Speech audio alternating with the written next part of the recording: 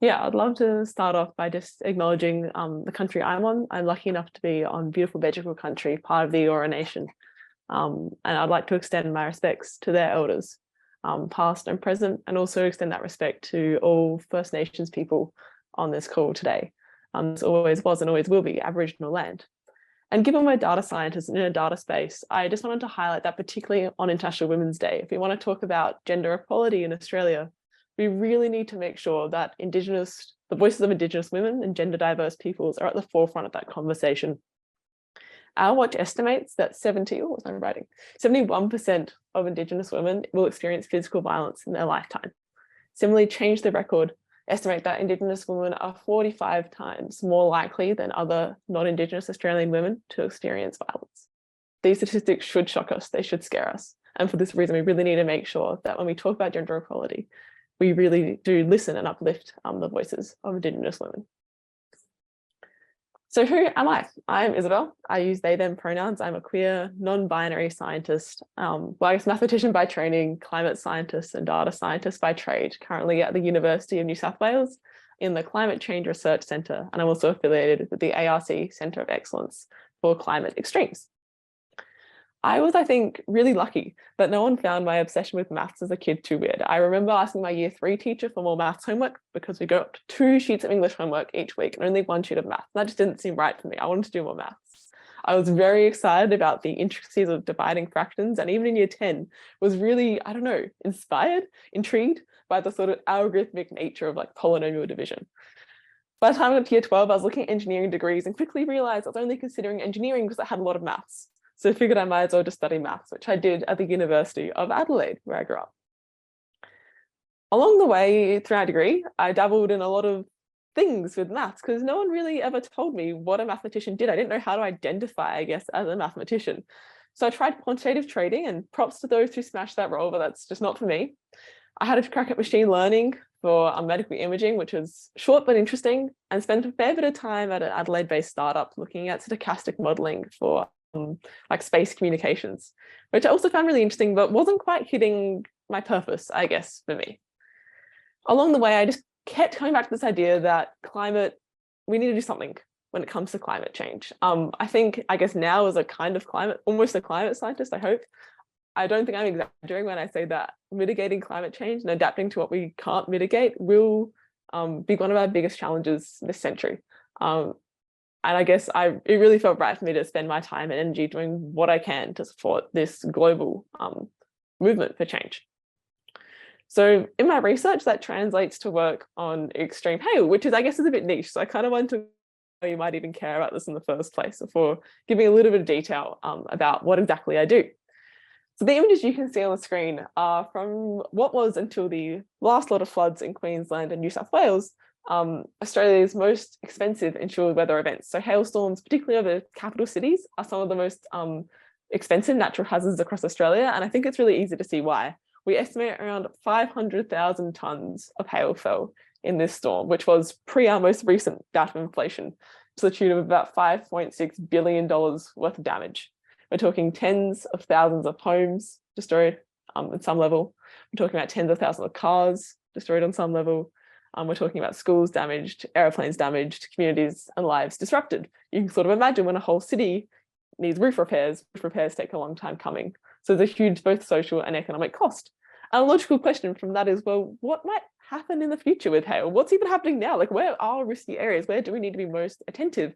And the short answer is we don't quite know yet, particularly when it comes to trends. Our observations and our data is really lacking in this space. So my work is focusing on Bayesian statistics, trying to pull together a framework that can help us better use the data that we have and make decisions under this really quite significant uncertainty simply due to the paucity of data that we have available. I could probably go into a lot. Let me just check time. I don't think I have the time to go into a lot of detail, so I'll leave you with those basics. I have a lot of puns about hail. It's a very easy subject to pun on, but I'll leave you with the basics. And I'd really love to talk a bit more about what we're all here for today, which is equity and diversity and inclusion in data science.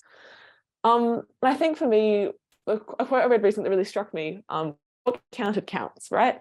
And as data scientists, we do essentially some really, really fancy counting. So we better be careful about what we count and who's doing that counting so that the right people and the right things get counted.